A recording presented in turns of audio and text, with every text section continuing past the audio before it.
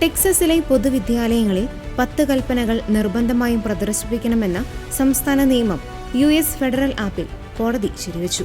Fifth circuit court of അപ്പീൽസിലെ 17-അംഗ bench 9-8 ഭൂരിപക്ഷത്തിലാണ് ഈ ചരിത്രപ്രധാനമായ വിധി പുറപ്പെടുവിച്ചത്. 2025 ഈ നിയമത്തിനെതിരെ വന്ന കോടതി വിധി ഇതോടെ റദ്ദാക്കപ്പെട്ടു. സ്കൂളുകളിൽ 10 കൽപ്പനകൾ പ്രദർശിപ്പിക്കുന്നത് ഭരണഘടനാ വിരുദ്ധമല്ലെന്ന് കോടതി നിരീക്ഷിച്ചു. കുട്ടികൾ ഈ കൽപ്പനകൾ ഉരുവിടുമെന്നോ അവ വിശ്വസിക്കണമെന്നോ അവയുടെ ദൈവികത അംഗീകരിക്കണമെന്നോ നിയമം നിർബന്ധിക്കുന്നില്ല എന്ന് കോടതി വ്യക്തമാക്കി. അതിനാൽ ഇത് മാതാപിതാക്കളുടെയോ വിദ്യാർത്ഥികളുടെയോ അവകാശങ്ങളെ ലംഘിക്കുന്നില്ലെന്ന് കോടതി ചൂണ്ടിക്കാട്ടി.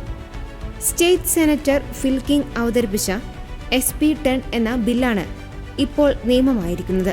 അമേരിക്കയുടെ ചരിത്രത്തിലും പാരമ്പര്യത്തിലും 10 കൽപ്പനകൾക്ക് വലിയ സ്ഥാനമുണ്ടെന്നും അത് പുനഃസ്ഥാപിക്കേണ്ടത് അത്യാവശ്യമാണെന്നും അദ്ദേഹം പറഞ്ഞു. വിദ്യാലയങ്ങളിലും ചാർട്ടർ സ്കൂളുകളിലും എല്ലാവർക്കും കാണാൻ കഴിയുന്ന രീതിയിൽ 10 കൽപ്പനകളുടെ പോസ്റ്ററുകൾ പതിപ്പിക്കണമെന്നാണ് നിയമം വ്യവസ്ഥ ചെയ്യുന്നത്. അമേരിക്കൻ സിവിൽ ലിബർട്ടീസ് യൂണിയൻ ഉൾപ്പെടെയുള്ള സംഘടനകൾ ഈ നിയമത്തെ എതിർത്തു. മതാധിഷ്ഠിതമായ ഇത്തരം പ്രദർശനങ്ങൾ ഭരണഘടനയുടെ 1-ാം ഭേദഗതിക്ക് വിരുദ്ധമാണെന്ന് അവർ വാദിച്ചു. എന്നാൽ ഫസ്റ്റ് ലിബർട്ടി ഇൻസ്റ്റിറ്റ്യൂട്ട് പോലുള്ള സംഘടനകൾ വിധിയെ സ്വാഗതം ചെയ്തു.